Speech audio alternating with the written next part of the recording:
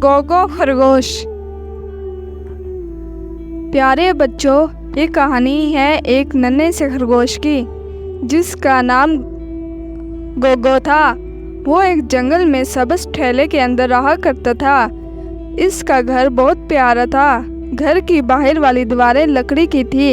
इन पर सब्ज पेड़ था और गोल सी छत जो शाखों को जोड़कर बनाई गई थी सुर्ख रंग की थी। दूर से देखने में गोगो का घर कोई बड़ा सा मशरूम मालूम होता था। एक दिन गोगो सुबह की सैर को निकला। वो उछलते कूदते पत्थरों पर से छलांगे लगाता चला जा रहा था कि अचानक इसकी नज़र एक छोटे से डब्बी पर पड़ी। ये क्या है? गोगो ने हैरत से देखा। चूं चूं, ये माचिस है। ऊपर दरख्त पर से आवाज़ आई। गोगो ने सर उठाकर ऊपर देखा। एक मोटी सी चिड़िया अपने घोंसले के अंदर बैठी कह रही थी, कल रात जो लोग जंगल से गुजरे थे वो ये माचिस यहीं दरख्त के नीचे भूल गए हैं। हाँ, तो इससे क्या करते हैं?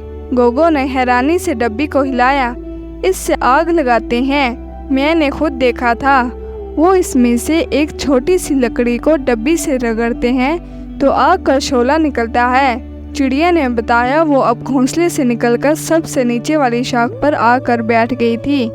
मैं भी इससे चूल्हा जलाऊंगी और गाजर का सूप गर्म करूंगी। आहा, गोगो ने कहा और तेजी से छलांगे लगाता वापस चला गया। इसने चिड़िया की पूरी बात भी ना सुनी। गोगो जब घर आया तो इसकी अम्मी घर पर नहीं थी।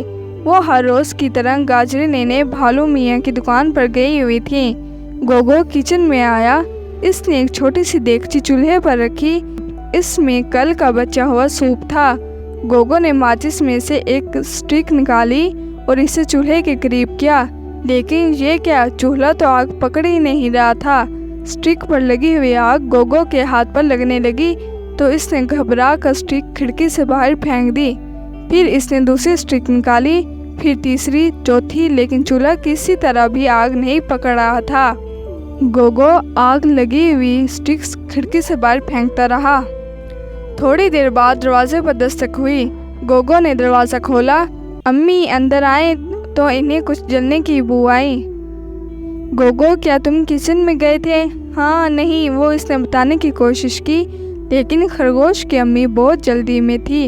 वो किचन में तेज़ कदमों से आई और जल्दी से सारे चूल्हे चेक किए।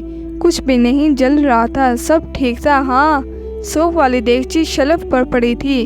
गोगो, तुम सूप गर्म करना चाह रहे थे? गोगो ने कोई जवाब ना दिया। वो जल्दी से किचन से बाहर चला आया।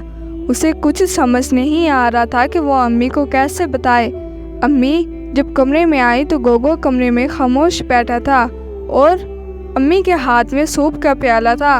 उन्होंने साइड टेबल पर प्याला रखा और कहने लगी, मेरे प्यारे बेटे, मैंने माचिस खिड़की से बाहर गिरी हुई देख ली है। खुदा न करे चूल्हा जल जाता तो तुम्हें आग भी लग सकती थी। गोगो ये सुनकर बहुत शर्मिंदा हुआ। अभी तुम छोटे हो, जब तुम बड़े हो जाओगे तो खुद से चूल्हा जलाना सीख जाओगे। खरगोश अम्मी अचानक कुछ सूंघते हुए बोली, ये क्या जलने की बू आ रही है? ओ खुदाया! अम्मी जल्दी से भागते हुए कमरे से निकल गई। बच्चों, असल में हुआ ये था कि जब गोगो खरगोश ने जलती हुई तीनें खिड़की से बाहर फेंकी तो घास में आग लग गई। वो आग गोगो के घर की दीवारों तक पहुंची। लकड़ी धड़ाधड़ जलने लगी।